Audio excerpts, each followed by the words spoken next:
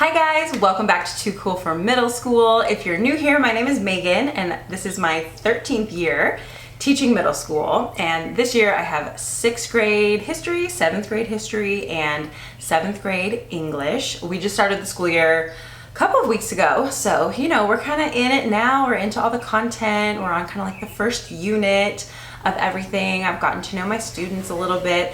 So far this year feels really good. It feels like a good year. I don't want to speak too soon, but all of my classes are really fun and I like what I'm teaching. I'm teaching 7th grade history for the first time this year, so it's been fun to try some new things and then also just have like some familiar content that I can like really get in the groove right away, you know? So I'm excited for the school year. And then also over the summer I got to work on a really fun project with Diffit, which is a company for teachers. I like that it has this little description at the bottom. Diffit is for teachers. Last year, I feel like was the year of a million different AI platforms for academic use popping up, like just different AI tools that you can use in school. And I'm still kind of playing around with like what I want my students to use and how I want them to use things. I actually taught a summer school course on like AI and ChatGPT, and we tested out a bunch of different platforms. I'm still kind of working on like a coherent philosophy of like how I will use AI for students, like what I want them to use it for. But for teachers, we really need things that can save us time and differentiate for our students. That has been my favorite outcome of like all of this new technology in education, is that it allows us to meet our students wherever they are with their different reading levels and how many different languages they speak and where they are with English at the moment. So that's been amazing, and Diffit is really good for that. So I actually did use Diffit last year in my classroom. I would find an article that I really liked and I would level it down for some students or translate it for some students, and I didn't have to write the like comprehension questions or vocabulary lessons or discussion questions. I could adjust what Diffit came up with, but it could also just be really, really quick and I could generate something very fast. I did not have a prep period last year, so I was doing everything like on my lunch break. I'm making a video. You want to be in my video? Mariah decided she's joining us. I was doing everything on my lunch break or like just after school. It's hard to get things done at home with her, so any help that I can get, like making, don't draw on my cool new shirt. Okay. What was I saying before Mariah vandalized my cool new shirt? Anyway, I don't know. That's what happens in my classes and at home. I am busy. We are busy. You are all busy. So if there are AI tools that help teachers, I am all for it. There are certain things that like we just don't need to be spending all of our time on. Personal touch there. Okay, anyway, so over the summer, I got to help Diffit make some new templates, and it was really, really fun to work with them. I made some templates. My friend Shayna from Hello Teacher Lady, she's like the template queen. She made some. Matt Miller from Ditch That Textbook made some. And then there are some by the Edu Protocols people. If you haven't checked out Edu Protocols yet, there's like a book and a website and all kinds of cool stuff with them too. So yeah, this group of people that made templates is such a fun group of people to be included with, so I'll definitely be using their templates as well. But I just wanted to walk you through the 4 that I made. I've used 2 in my class so far, and then the other 2 I'll be using really soon. So if you follow me on Instagram, you might see, you know, how the behind the scenes of how we use those lessons soon. I can talk about it in a future YouTube video as well. But let's see, the first... Oh, okay. It's quiet. All right, we're gonna have a little bit of Momo in the background, but the song analysis bingo was a really fun one that we used just the other day. I used this with my 7th grade English students just to kind of go over figurative language. It's something that they've learned before, but just like knowing the definitions is kind of boring, but if you can apply it to a song, then that's a lot more fun. So you can include the lyrics from any song here. You can include the text.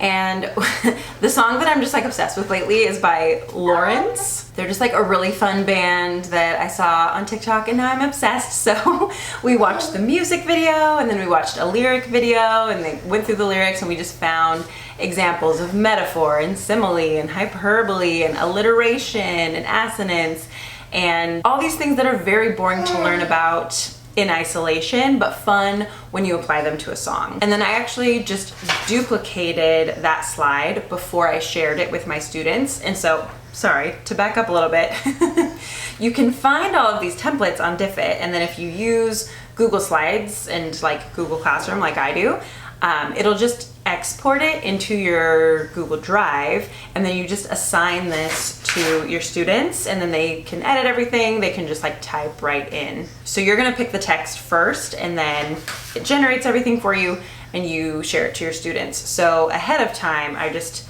made an extra slide that had all the figurative language on it, and then they got to choose their own song. They were like, they thought mine was kind of cringe, like whatever, the song is cool. So they like, you choose your own song now if you think you're so good at picking songs.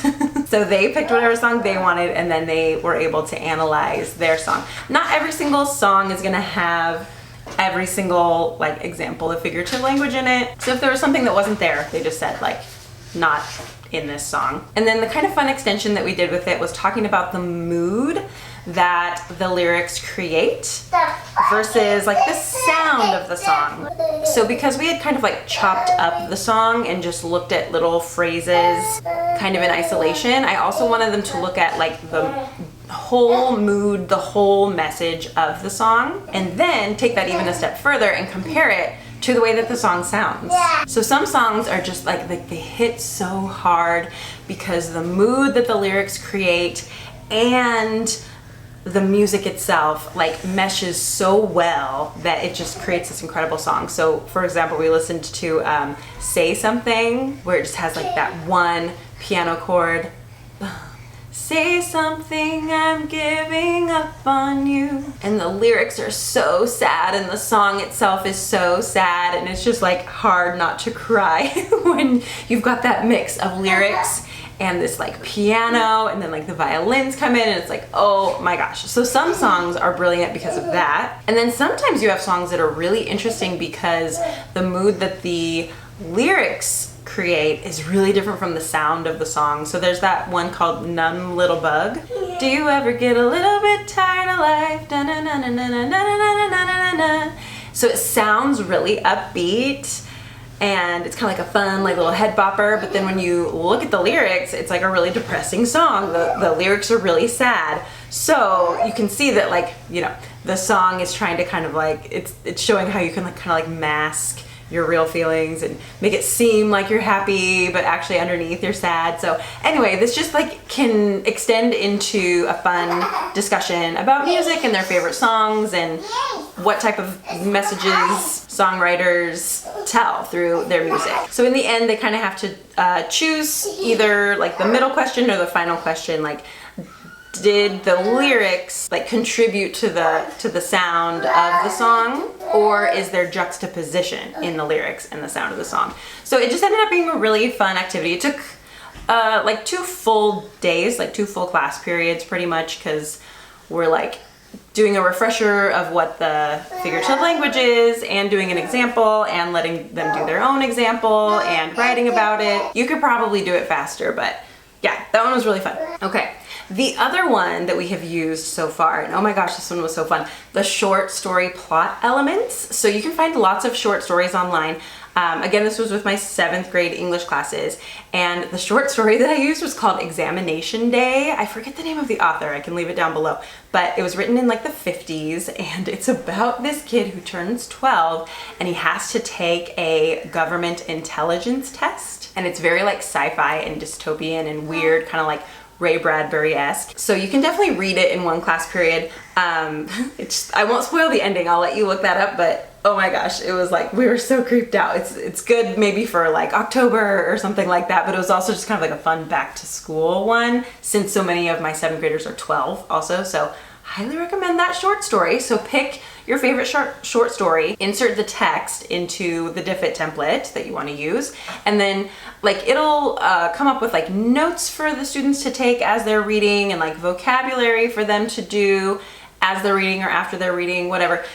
Use as much of that as you want, or you can delete it out of there if you want the lesson to be a little bit shorter. It'll just give you like all your options and you can sort through it in whatever way that you like. So anyway, what we do with this after we've read it is look at all these different elements of plot. So we've got exposition, conflict, rising action, climax, falling action, and resolution. And so I wanted my students not only to be able to like summarize where all of those things were in the story and like what happened, but also use text evidence. So they were able to copy and paste it. So they just copied and pasted like different lines into the middle section that proved like, okay, this is the exposition. This is a line that shows how the story starts, that like it introduces us to a character or it introduces us to the setting or the conflict or something like that. The one tip that I would give you here is that my students tried to take like huge chunks of text and use those as their text evidence, because like somewhere in there they've got to be right, you know?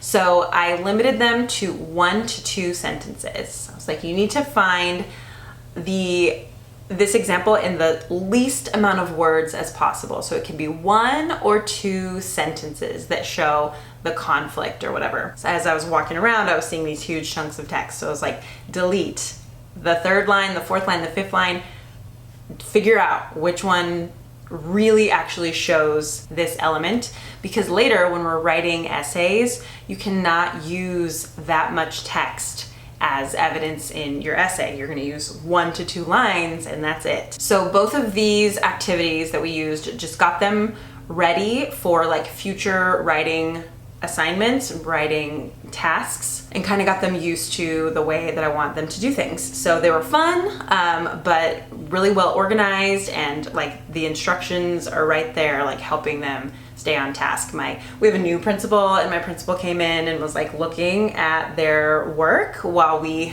read that story and, you know, found our text evidence and everything. And he was impressed that like all of them were on task and like really putting all of their text evidence and stuff into the template. And it's because they weren't confused, right? They had this graphic organizer there, they know exactly what to do, and they can win at this. They can actually accomplish it and get it done. And so this is a bit of a scaffold. Like later on, when we're writing essays, this is kind of a good way to start, but now we will like branch out from this later, but it was a good way to get started and have everyone be able to like be successful and like figure this out. The next one that I'll be using also with my 7th grade English class is this evaluating media template. So I love starting the 7th grade year with a media literacy unit. I have a whole other video about that and the resources that we use for that unit. There's a lot of really great stuff out there. And so they practice quite a bit, but then I want them to find just like a real piece of media and evaluate this and determine like if it's credible, which I don't know. I see a lot of like little checklists and stuff out there that are just like not that useful. Like I need to see their thinking through this. Like what is the purpose? And we're going to do a lot of like lateral reading and Googling these people and Googling the site and Googling where the funding comes from and just like, you know, going really in depth to find out why these people are putting content out there. We look at the techniques that hold our attention. Is it to like make us angry? Because that keeps us online. Or is it with good graphics or whatever? Looking at like the different ways that people could interpret this message is always kind of interesting. Being aware of what kind of point of view it skews to, because everything is gonna skew to a certain point of view. Doesn't mean it's wrong, but what might be getting left out. And then that's the last thing, what is left out? Usually, if you're making a video like this, or you're writing an article, or you're making a TikTok video, there's just a limit to how much time something can be or how many words something can be, so you have to leave things out. Is there anything being left out that is crucial to the actual understanding of this topic, and maybe the media now becomes misleading because it doesn't include that thing, or maybe not. So they have a final evaluation that they do in the end, And this is just good practice to like go through these things in your mind and have students actually type them up. And then eventually, like, you can't do this for every single piece of media that you come across. We probably consume like 1,000 pieces of media in a day. If we're on our phones and on YouTube and on Instagram and TikTok and stuff a lot. But you get kind of, if you kind of train your brain to go through these categories as you see something that might be a little bit iffy, it just really helps with your media literacy and helps you to be able to make good decisions. So we'll be using this next week, I think. So stay tuned to Instagram to see how that goes. And the last template is more for my history students usually. This is a like strategy that I've used mostly with history students when there's like a section of the textbook and maybe I don't really like the activity that comes with it, or you know, I just want to do something else. I just want to switch it up. I want them to read and interact with the text, but do something different. These are really good sub plans. Also, I've used these for sub plans before, like once my students are used to it. So they'll read like a passage of some kind. And the other thing that you could do with Diffit is just like put in any topic like mitosis, Maya civilization, whatever, and it will generate a whole article for you. So if you don't have a textbook for some reason, or you want to cover a topic that's not in your textbook or something, like you just have a different thing you want them to know about, it will generate an article for you. So either way, it can generate it or you can add text in. And so then students are going to write their own questions. They are going to be the teachers, the textbook writers. So they'll write some right there questions, which are very straightforward, can be found in the text, like who was the king at this time? What did he decree? When did he reign? Where did he live? Or whatever. So those are right there questions. And we should be able to find those, hopefully. Then it gets a little more complex, these think and search questions. So you're gonna need more than one piece of information from the text in order to construct this question. A compare and contrast question, so they have to write it. They're gonna write this compare and contrast question, like compare this king with the king before him. And they'll provide the answer, but you can also have your students like test each other later. Like they could, all of these are printable as well, by the way. So you could print these out, have students write the question and answer on their paper, but then like walk around the room and like give each other different questions and have them write down other people's questions and see if they come up with the right answer, or the answer that the original student author wrote.